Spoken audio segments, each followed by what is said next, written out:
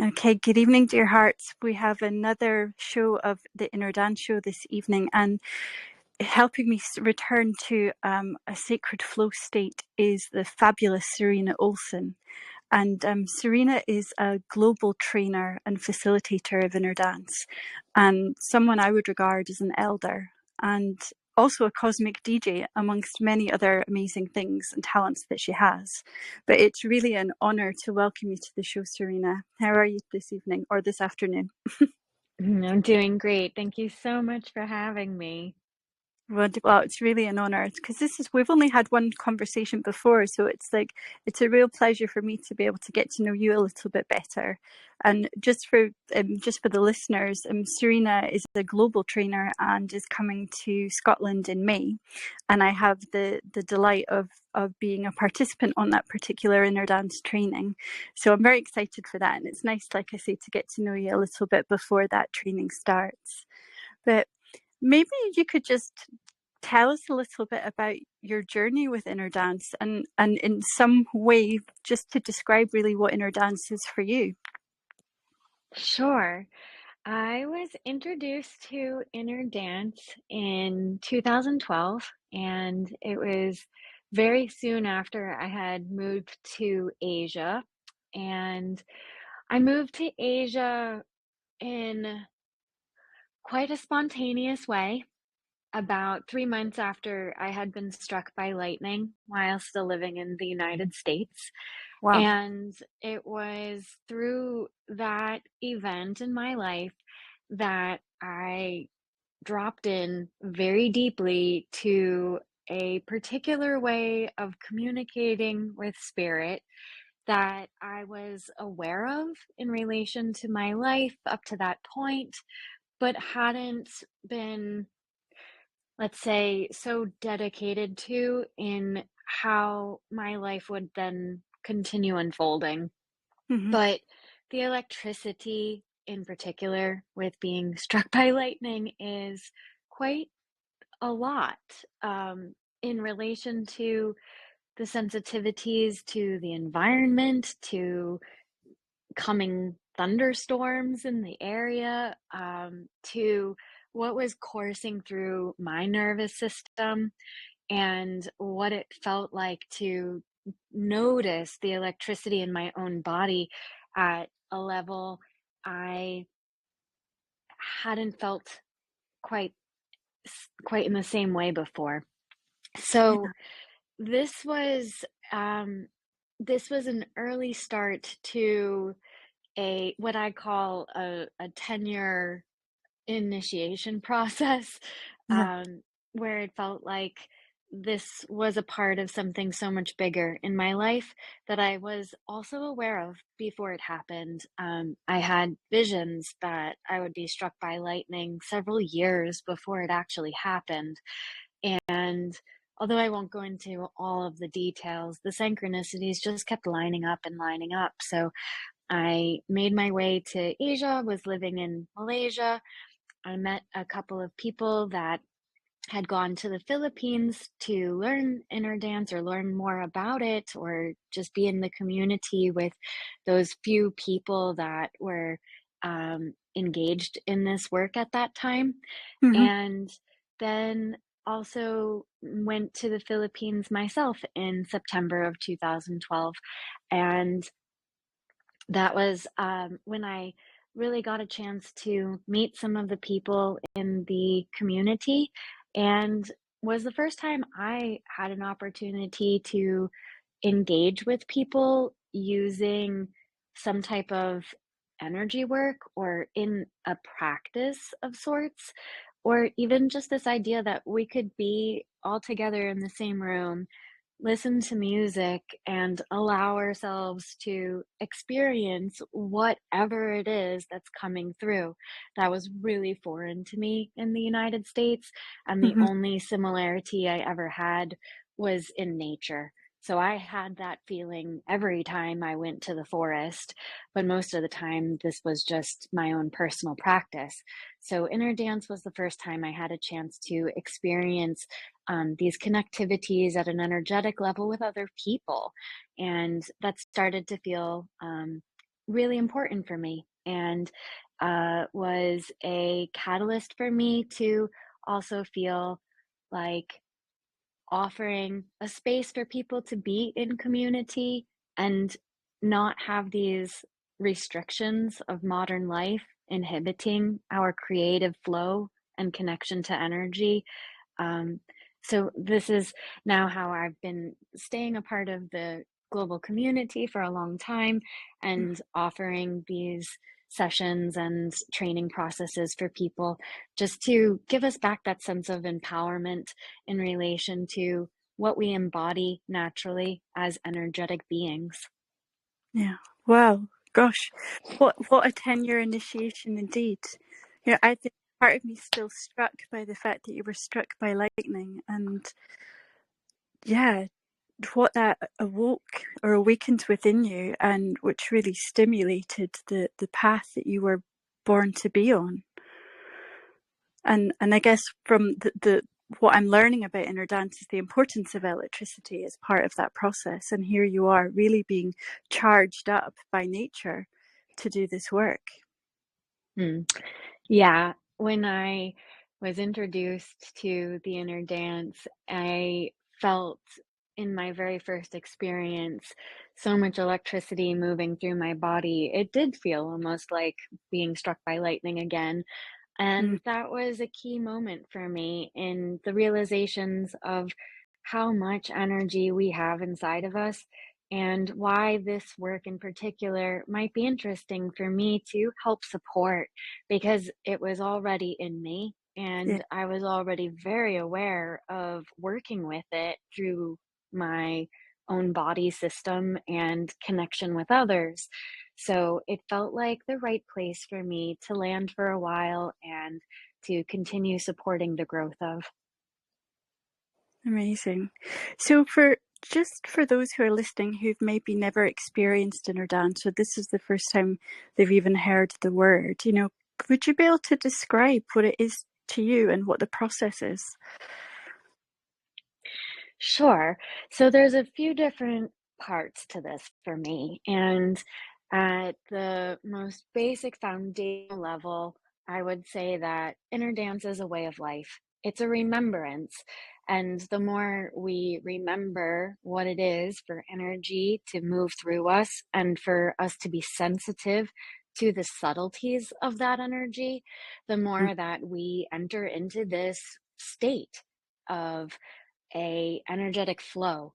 And this is a state much older than inner dance, but inner yes. dance is a way for us to language it in these modern times because we don't have those words or those specific phrases that would have described this for ancient cultures or for some of the origin points in humanity. But I see this energy as being that old, if not older, in connection to everything that is.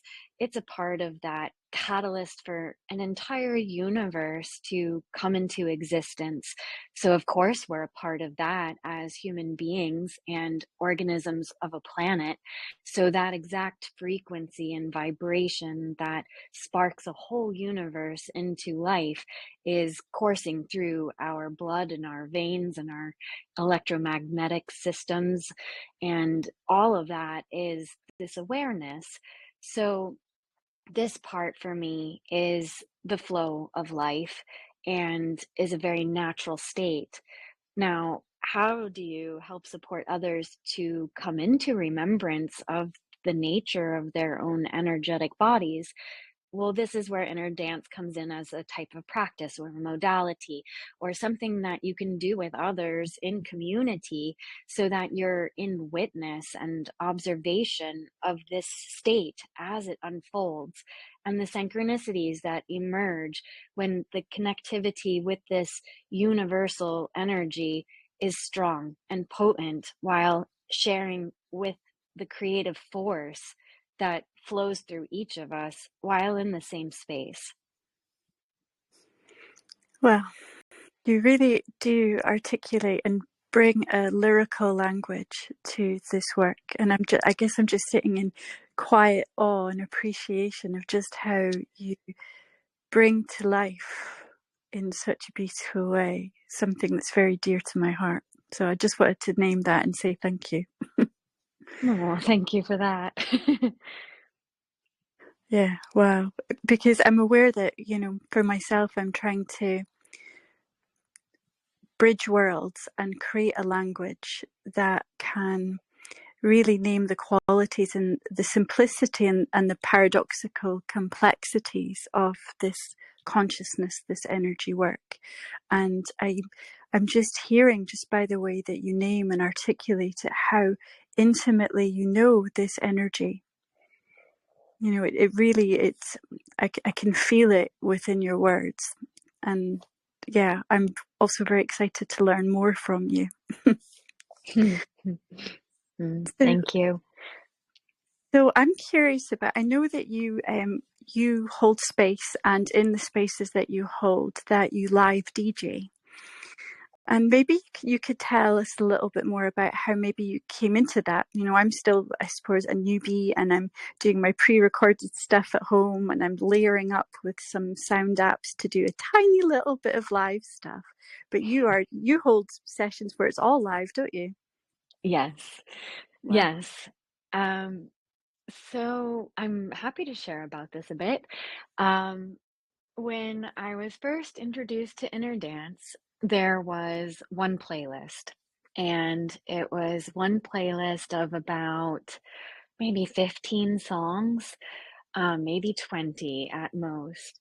And this playlist was being shared among the um, very small but growing global community Mm-hmm. that maybe heard of Pi or Inner Dance or had gone to the Philippines or was in some way connected with it.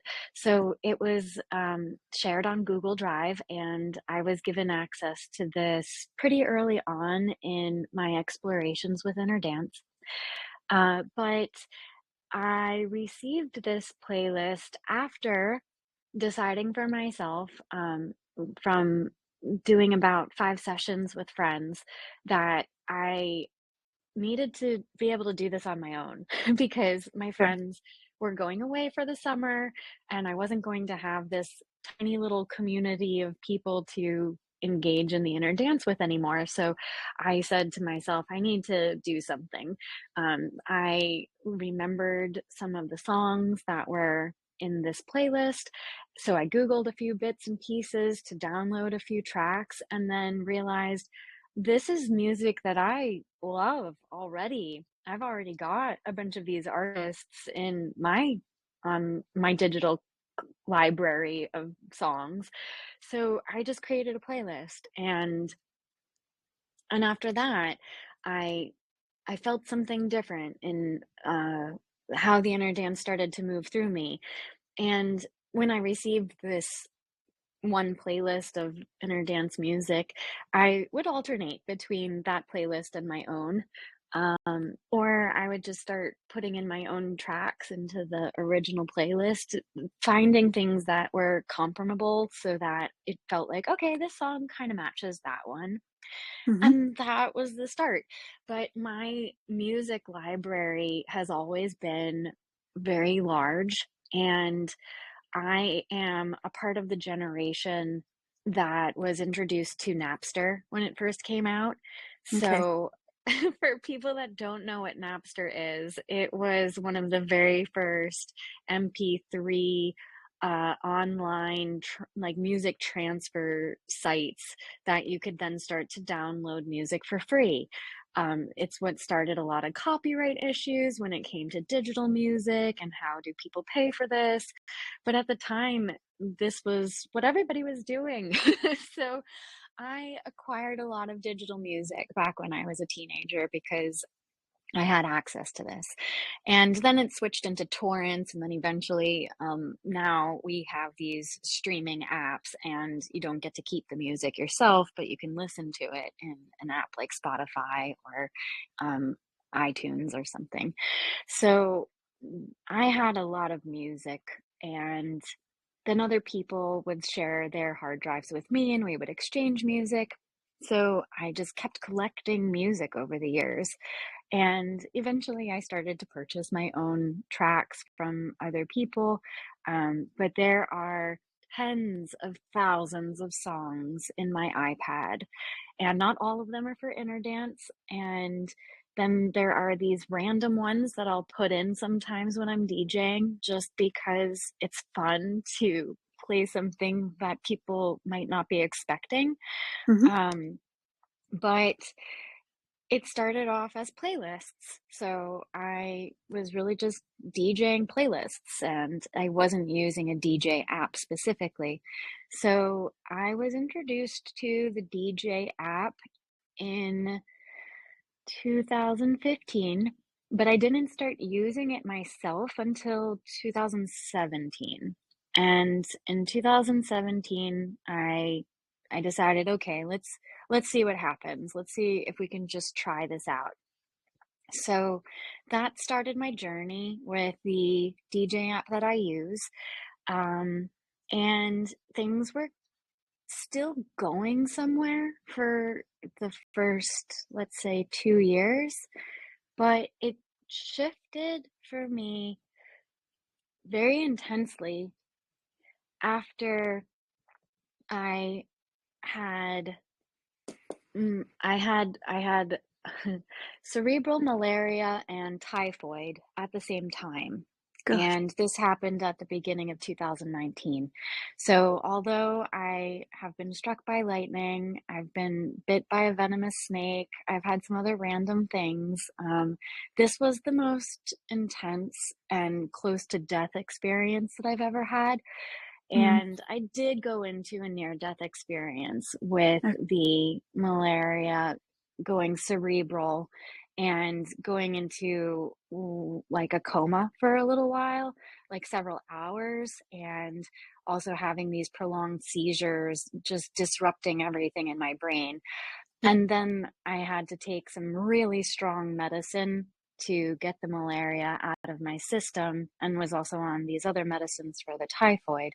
So those medicines are known to induce psychosis and disrupt a lot of other brain patterns. So if the mhm. malaria at a cerebral level isn't disrupting the brain, then the medicines will. Okay. Um, so my brain was a little bit scrambled. I felt like the left hemisphere was unconscious, even though I Mhm. was walking around and talking with people. I felt only like I was half conscious for some time. So in these early days when I was still recovering, I was also making music because we had a large group of people with us in the eco village, and I still wanted to be a part of things. So most of the time I would DJ the inner dance sessions for the day. Mhm. And at some point, I realized I can't keep my head in my iPad and connect with the group quite the same. I feel like I'm only half here. So I started to record some things in my room before I would go to the group sessions so that I would at least just have these 10-minute sections where I could be more present with the group and in the energy work between bodies in the space, and let the music do its thing. So these really intensely layered soundscapes started to come through. And it was with that connection to sound that Mhm. I was starting to feel things really differently as it was moving through me. And that started to create this possibility to also do things live, not just in a pre recorded piece, where the layers changed. It was going this direction before I got sick, but it was especially after my brain wasn't functioning in a quote unquote normal way that all of this other musical gift seemed to come through very rapidly. And so it was what I call a fractal leap or a quantum leap in sound creation. Something started to move through me really differently, and I just continued to let it flow. So from that point, I had to almost backtrack. What am I doing? In order to understand for myself, what am I doing when I'm DJing? Because it was just moving through me. And now, after several years, because this was the beginning of 2019, I can explain or articulate more about all of the psychoacoustics of sound and these really deep vibrational relationships in what is happening in a soundscape, or why is that sound playing, or why did I put something in. um, what started off as very intuitive is now also something I can articulate. Sure. Wow, gosh. So again, I'm struck by this near-death experience, and how through the recovery actually was a recovery and a remembrance of this deep relationship with sound, and how you're finding it, how it can flow through you through the layering of sounds, and then that evolution of introducing the live soundscapes. And I'm aware that there's a few people, a few of the elders in the inner dance community who have had near death experiences as well, and also that's true for so many of us who actually go through the death process in the inner dance. But wow, what a story you have in this lifetime, Serena. So yeah, and I hear you saying that it's deeply, deeply intuitive, the soundscaping that you do. And, as someone who's kind of scared of tech, to be honest, do you have any advice for any sort of budding cosmic DJs out there, or anyone who's considering doing an inner dance training, and how they might approach working with the tech and maybe considering holding a live DJ session? Mm. Yeah, that's a great question. Trust yourself more than the technology. You don't have to get it what your mind thinks is totally correct in order for it to work. Our bodies and our being is vibratory. So we are able to pick up on things and subjectively interpret those parts we're picking up on in a way that relates to our own systems, but also the collective at large. So, what for me, when I'm DJing, might seem like, oops, that I didn't mean to do, or oh no, I don't actually want that song, or oh, that doesn't sound quite like what I was thinking it would sound like, doesn't mean that something went wrong. Yeah. Mm-hmm. And I think that's a really important part to this, because a lot of times we keep trying and trying to get things right before we can trust ourselves to do what we're doing. But this journey with the sound has also been a learning along the way. And I will share parts of my own journey and learning how to do this with people when they want to learn soundscaping from me, just so that they don't necessarily go through some of the same, what I would call, mistakes or failures as I had. But at the same time, the learning through those parts and the experiences of people in the room helped me understand so much more about the science of sound. Um, and and the subtleties of our body system in relation to those sounds. So my work has changed over the years, and I think is a bit softer than it used to be. Um, but I can also see how it isn't just me making music, and that's a really big part to this too. I surrender to what I feel in the moment. So that part is intuitive, but it's also tapping into the collective song, let's call it, where the part in someone's body or mind or relationship to emotion that's coming through might actually be exactly why I play a certain song next. And Yes. sometimes I don't know what that is. I just play it, and it'll be in a sharing circle at the end that they explain the story of why that song was so significant, or then why I felt their name in my head as I was playing it, but didn't realize that would happen until it was happening. So there's an alchemy that takes place in the space with people, whether it's online or in person.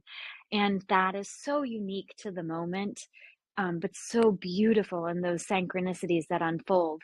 And as a cosmic DJ or shamanic DJ, I have to trust that. And I think that's a part of the magic in it, or the cosmic flow in it. I'm still a part of that. I'm not controlling it. Even though I'm the one doing all this weird stuff with my iPad to make it happen, and also the instruments live in the room as well. Um, there's there's a process through which none of it would happen if we weren't all creating it together. Yeah, yeah, absolutely. So, I guess in very simple terms, it sounds though so how highly responsive you are to what's co-creating within the space with the bodies that are within that space, but the sounds that you're being guided to choose is perhaps a mirror of what is arising and wanting to be born. Would you say that's kind of true? Yes, and I would also take it one step further to say that sometimes, let's say that it's a full moon eclipse, Hmm. Yeah, there are greater energies than just the bodies in the room that are also co-creating what comes through. And yeah, sometimes that's uncomfortable, to be honest. It doesn't always feel so good, let's say, at a full moon eclipse to go through the darkness and hear that darkness coming through in a soundscape, but it still gives us this potential to be very present with what is, just as it is, without needing to interpret it so much through the humanness, but appreciating it and honoring whatever it is that's there and however it is that it shows up. And being able to dialogue about the things that make us uncomfortable is a very powerful tool, and a tool that gives us space for transformation and rebirth and change, just by bearing witness to the dialogue and participating in whatever it is that emerges. yeah, absolutely, absolutely. Yes, yes. Saying yes to everything. Just really, honestly, Serena, everything that you're saying is just is music to my ears for sure.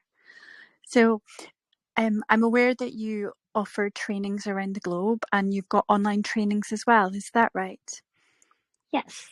And I'm currently about halfway through with my online training course group that started in mid-February. And I try to do the online trainings twice or three times a year. This year, it'll only be twice because I will actually be traveling to do more things in person this year, which I'm happy about. It was a little slow in the in-person things in the last few years, so that's what led me to offer things online. Everybody was either in quarantine or kind of unable to travel for a while, so Yeah, I tried to see what can I do to still support the global community, and how might that bring us together in an online space, and let's see what happens. Can this work be done online? And mm, can I actually get to a place where I feel confident with what I'm sharing with those people working with me online, and still give them an experiential learning as well as all this information? yeah, And it's been beautiful. And I'm so grateful to have a platform like Zoom that allows for us to engage online and be in all these different places around the world and still drop into the energy in a way that's powerful, potent, and meaningful in that moment. Yeah, absolutely. I hold online space on a Monday evening, and I have to say it's so potent and so rich. And I'm deeply grateful for everybody who joins with me in the energy. And I was really surprised at the beginning. You know, I guess I had some biases about, is it possible to do this work through the screen? And yet sometimes it feels even more powerful than an in-person session. So I'm curious what it feels like for you to hold online space, and you know, Mm, as you're DJing or as you're teaching. mm. I agree with you completely. And the feedback from some people that moved into the online work, either in a breakout room where they were working one on one with a person, or even just in some of the online group experiences, uh, w- I was surprised. I was very surprised. It started off as like an intuitive experiment. Mm, Let's just see what happens. Let's see what happens if we go into breakout rooms and you just work with one person online, and let's see what comes through. So from there, and the trust from the experiences people were having, I also began to trust it more and more. And when I hold online one-on-one sessions, I feel so much moving through me. mm, But it's so interesting how the one thing that isn't happening is physical touch, but that seems to be the only part that's not happening. And then even the phenomena of someone possibly feeling as though you were touching them, yeah. not in a creepy way, but in an energetic, like, sensation of tingling on the skin, or just that concentration of electricity in a part of the body, something like that. And uh, I I know in the way I do trainings with people, we talk about these two elements all the time. The symmetry, where energy work takes place and there is no physical touch, or synergy, which is an element of that which is created through physical touch because of gravity and fusion, or heat and pressure, as this relationship that creates something new, where the emergent potential is that burst of light or energy that's now moving through someone's body after the touch. But in the online space, all the other parts of energy are very much in motion.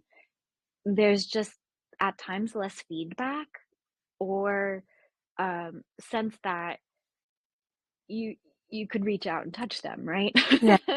So you have to trust that it's happening. You have to trust it so much more, because if you don't trust it, your own perception creates the barrier for the energy to move. And I think that's maybe the most challenging thing when working with people online, is helping them to trust that you can break through that barrier. It definitely doesn't have to be a sense of control, like, I am now putting my hands on your heart, right? Where that element is a directionality that almost feels like, of course, there will be a cause and effect. I am placing my hand on your heart. So now this is the connection. But Hmm. when we're remote, we maybe can only touch our own heart and trust that someone else's heart is feeling the love and connectivity that we are sharing. Yeah. Yeah. Absolutely. Yes. And actually, a question just came up for me, just sort of veering off this topic ever so slightly, but something about how our fear and or mistrust can really skew our the perception and the flow of energy. And what I find with, you know, myself included, many people, is that they notice that they might get stuck in their head and that they don't feel able to surrender or to drop into other ways of knowing. And and I'm curious what you might say to people who are lying down to inner dance, who are feeling like they're stuck in their head for the session. Is there any sort of piece of advice or something that you could say about that that might help them to perceive it differently?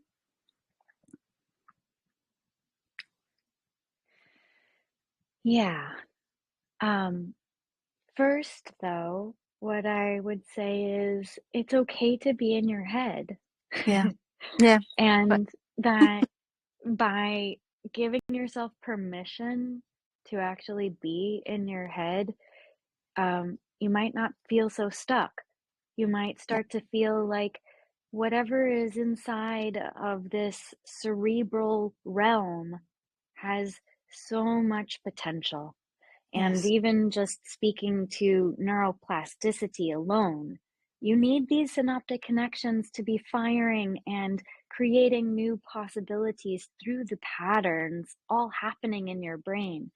And if that shows up as a thought, in the inner dance in particular, it's very possible to access ways of thinking that are very different from being stuck in your head. But you have to trust that it's okay to be there first. Yeah. Yeah. Yeah. And that's a type of dropping in, is the allowance to just be with it. And if that is your to-do list for the rest of your day and what you're going to do at the end of the session, you might find that you've organized things in a way that you couldn't have done had you not laid down to just be in this space for this way of thinking as compared to, trying to write it down on a piece of paper in a conscious way. So Yeah. we have potential to access many different levels or forms of consciousness that are separate or just different from waking consciousness when we come into this dream-like space. So, for anybody that is ever told, oh, you're not moving, you must be stuck in your head, or, just come back every week for the next 5 weeks and then probably you'll be able to like tap into something different. Um, I wouldn't I wouldn't I wouldn't trust that personally. No. No. I need people to feel okay with where they're at. And so if where you're at is in your head, if that's okay for you, then go ahead and be there and see what shows up because it might be really beautiful. Yeah. Yeah, absolutely. Thank you for naming that in such a beautiful way. For me, absolutely, the cerebral realm, like you say, it's just full of potential and plasticity. I remember a recent inner dance where I was being held in space, and I could just feel like the electrical currents just circling around in my brain and just going with it. It was just one of those inner dances, and just just all of a sudden I saw this ice pick and I just took it to my inner eye and I gave myself a prefrontal lobotomy. And so as I poked into my left brain, I just let out this gasp of held breath. And then I just felt flow, it's like go through the whole of my body. And that would not have been possible unless I had been absolutely in trust and just where I was exactly where I needed to be. And yeah, a pathway emerged from that place. Yeah. Mm, Yeah. yeah, that's beautiful. Definitely. And for you to also face whatever fear or discomfort might have been there with you, even as this is happening, that's also a very powerful tool. And I'll just use that as a way to refer back to the first part of your question, which had to do with fear. And in this work where we're committed to observing whatever it is that shows up, it's also okay to be afraid. Yeah. But if you're okay to know that you're afraid and then still be with it, Yes. Yeah. that's where it's okay to not be okay. That's a big one. Not everything is going to be love and light and rainbows and unicorns, although that can show up too at times when it's a little bit scary and uncomfortable. This is what leads to the greatest transformations and breakthroughs. This is what brings resiliency and a sense of empowerment because you're facing the things that make you most afraid or most uncomfortable, or the emotions that perhaps have been suppressed for a long time. And of course, they're going to show up if they've been suppressed because they want to be seen and acknowledged and in some way given permission just to be whatever they are. No stories, no attachments. And then by honoring it, it tends to change on its own. Yes. So I'm a huge proponent for sitting with the discomfort, going to the void or the darkness, not Yeah. because it's negative and not because it's bad, but just because it is what it is. And that's a part of the whole cosmic makeup. Absolutely. Yeah. And that's that lovely paradox, isn't it? That by being unconditional with what is and being accepting of that, that's when change can happen. Yeah. So maybe you could just tell us a little bit about the types of things that maybe you include in your training for those that are interested. And I'm sure there are many whose curiosity is piqued and they'd like to look at maybe training with you. You know, what sort of things could they expect on an inner dance training, be it in person or an online platform? Oh, well, first, they can expect to listen to me talk a lot because I do talk a lot. But if the way I'm speaking now is interesting for someone, that would be the way I speak to most everything, from the science to the philosophy to the practices of energy work to the sense of embodiment of remembrance, to allow for this to have permissions in community and in support of each other in humanity. And then, on a more practical note, I do everything I can to help bridge the science and the spirituality. And I think that is a big focal point for me. I don't want this work to appear mystical or as though one person was able to create this out of nothing. Work with people to help them remember that this didn't get started by any one person, and it's much, much older than any of us. And it's present in all of nature and life. And our entire existence comes from being an energy body. So, Yeah. what does that mean? Does it mean our emotions? Does it mean entities? Does it mean that someone can um, be in a space where now I absorb what they're feeling? Yes and no, but mostly no. And I can't go into all those details right now, but how do we get back to the neutral place? How do we get back to the honoring of the third energy, the neutral energy, where it isn't just positive and negative, good and bad, right and wrong, and work with that as this central point or place or focal aspect of the oscillations and the pendulum, and use that to harness whatever it is that's moving through and however it is that it moves through. And then I do my best to support people that want to facilitate, whether that be online or in person, just one on one or in groups, or for those that might want to use inner dance as a fusion with other things they do. Mm-hmm. So I've shared this work with people who are interested to use soundscapes for breathwork facilitation or to combine inner dance with things like yin yoga or cacao ceremonies or other types of plant medicine ceremonies, as well as cranial sacral therapy or working with animals or even just to enhance someone's Reiki practice. So there's Hmm. lots of different ways that this work is complementary to many other modalities and practices, and in ways that we can transcend what is a practice or modality to just reorient ourselves with an energetic way of life. Wonderful. So I encourage whoever's listening to really look at Serena's website, innerdancetrust.com, and look at the many various offerings that are available. It sounds so rich and enticing, and I'm even more excited to be doing the in-person training in May with you. But I'm also aware that you have a festival in Wales coming up. Maybe you could tell us a little bit about that. Yeah, I'm really excited about this.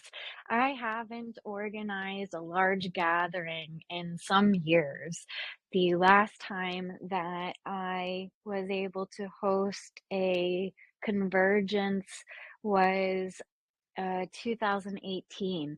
So I'm really excited about this.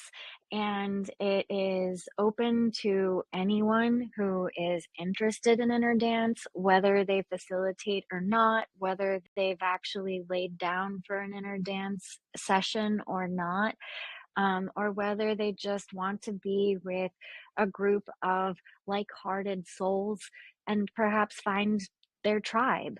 And this will take place in an off grid location nestled in a forest of Wales and give us a lot of space to connect with the nature and the energy of this location, as well as each other and all of the amazing phenomena that often moves with this work when we come together as a tribe, when we let go of the need to hold a session where it's a time frame or we're using Hmm. a studio to specifically lay down and then everyone has to go home.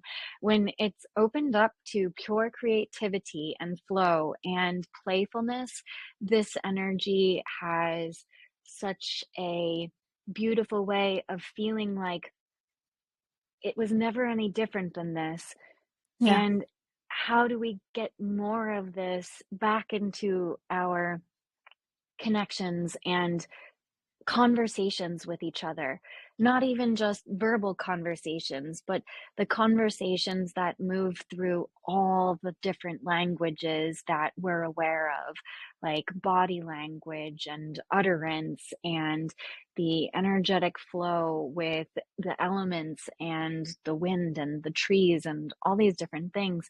What is it to be listening to the energy in a space as the dialogue supports the emergent potential?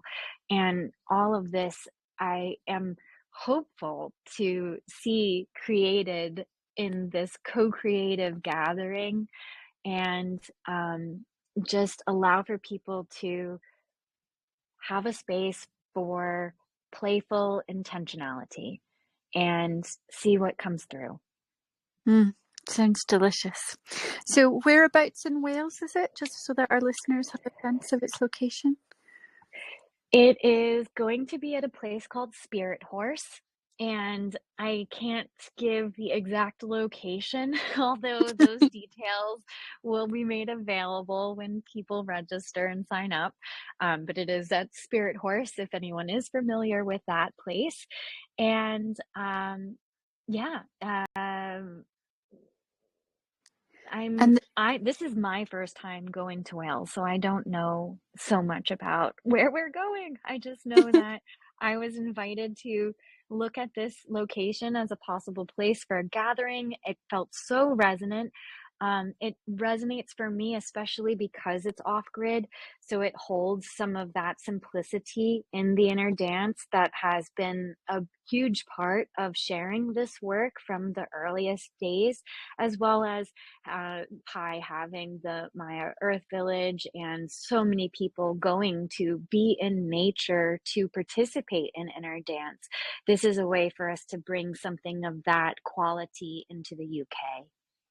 Absolutely. And the UK is really thirsty for this energy for sure. And that's in at the end of May, is that right? I can't quite remember the Yes, yes. So and where would people go to get more information? Is that on your website? it is. There is a link from the event page on my website, and we're about to put the event up on Facebook and share it that way as well.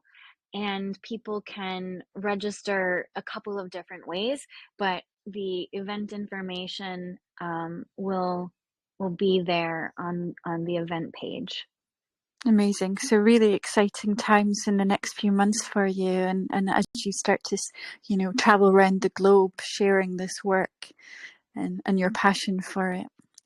But I'm aware Hmm. that we're sort of coming to the last 10 minutes or so, so maybe just a little shift in our attention. And I'm curious about if you have any books that you could recommend that have maybe influenced or inspired you in your life. There are a few books, definitely. One that I was introduced to um, when I was in my early 20s, and it's called, um, hang on one second. Actually, I have the other book in front of me, but I want to talk about this one now. So this one is um, Synchronicity, Science, and Soul Making. It's by Victor Mansfield, who was a physicist and very interested to bridge science and spirituality.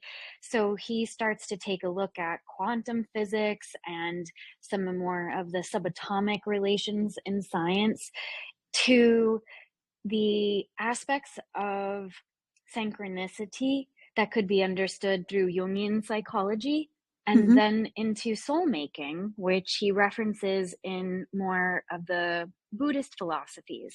So it's this gorgeous bridging of science and spirituality through various lenses and understanding synchronicities in a way that doesn't feel so mystical, but still highly relevant to whatever way we personally feel resonance with what's happening in our lives. Well, amazing. I'll definitely be ordering a copy of that. The other book I really wanted to mention, I just purchased and I'm in love with it so far, but I haven't read the whole thing. I just felt like I really needed to go deeper Hmm. into some of the origins of humanity. So this book is called The Singing Neanderthals: The Origins of Music, Language, Mind, and Body. It's Mm, by Stephen Mithen, Mithen, and it is so far quite a gem on the relationships between musicology, psychology, and neurobiology from an anthropological perspective, as well as an archaeological statement towards understanding, like, how did the Neanderthals evolved so much and then hmm. yet die out as a human race, leaving us with just Homo sapiens today. So, this is an origin point that's older than Homo sapiens that I really deeply appreciate as a connection point to this pulse of rhythm moving through us as language, as emotion, where music was this specific act and Yeah, intentional act to evoke emotion and to invoke the power of emotion once it's inside the body. yeah. So, this book is fascinating so far, and I'm very excited to be able to share more about what I learned from it and connection to the trainings that I'll be offering this year, and just these little glimpses of connecting the dots of what often shows up in the inner dance process when people go into regressions that Hmm. allow for them to feel like they're at that tribal fire dancing, or that they've connected back to a place and time that they don't recognize but feels very familiar. Yes, yeah, absolutely. Well, that sounds like a beautiful book as well. So thank you for those recommendations. I will definitely be ordering both of them. And also, I'm curious about, maybe you could share some words of wisdom that maybe you've received in your lifetime that maybe stayed with you and that might also resonate for our listeners. Hmm. Um, you had sent me this question and I was pondering over it and wasn't really sure. So I kind of went deeper into just a meditation of what do I say? Um, the thing that was coming through doesn't come from one specific person, and it feels almost like a cliche to say it, but the part of being true to yourself and really honoring what that is, no matter who you are, where you're from, what has raised you, or what environments you've found yourself in. Come back to whatever is your truth and honor only that above all other things. If it doesn't feel true for you, feel free to leave it aside or come back to it later to see if it makes sense again at a later point in time. But especially with life, that authenticity that comes from being true to ourselves helps us show up in a way that we can't if we don't honor that. So I think this has been really important for me and has led to one other part where, um, in my time spent in the Philippines, and especially working with Dr. Paredes, who is an advocate for self health and being empowered to heal yourself, has helped establish transformation medicine and a lot of the work we do with wholeness systems and inner dance. And the simple thing he's always said is be your own best doctor, or you are your own best doctor. We have this ability to be our own best doctor so that we can heal. And Mm-hmm. that for me is also very empowering in relation to being true to ourselves, because that's what makes ourselves happy. That's what makes ourselves feel like we're in alignment with something greater and brings a purposefulness to whatever meaning we're making in our lives. And with that knowingness that we are doing the best we can, just as we are. Absolutely. Well, fine words of wisdom indeed. I really appreciate you sort of taking that time, space to drop inside and to channel that wisdom through and to share that with us. I really, really am moved by that. So thank you, Serena. Mm. It's been a real pleasure and honor to share this conversation with you and to get a clear sense of you and of the work and what you offer. Thank you so very much for your time. I've really, really enjoyed it, and yeah, I'm still a bit awestruck. I was a little bit tongue-tied at the beginning, so just like basking in the beauty of how you articulate what's so important. So thank you. But I know that we've got some listeners at the moment, and the recording will be available for people who want to listen to it in the future. But I'm just going to open it up in case any of our listeners might like to ask you a question. Is that okay? And if they do, they're welcome to unmute themselves. But also, it might just be that everybody else is a bit awestruck as well, and is just sort of absorbing all of the energy and the potency of what's just been shared.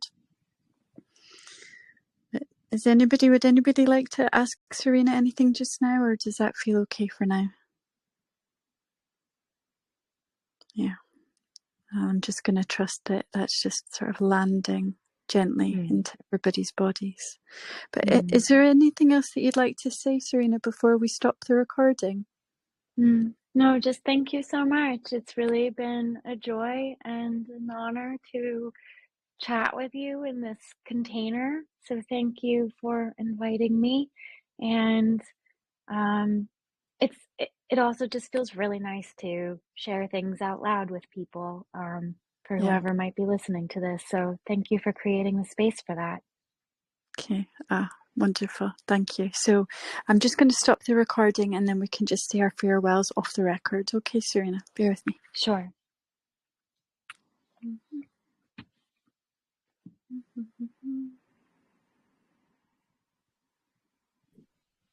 Thank you, ladies. Oh. It was lovely. Oh, did you enjoy that? Wasn't it just phenomenal? Sorry. Yes.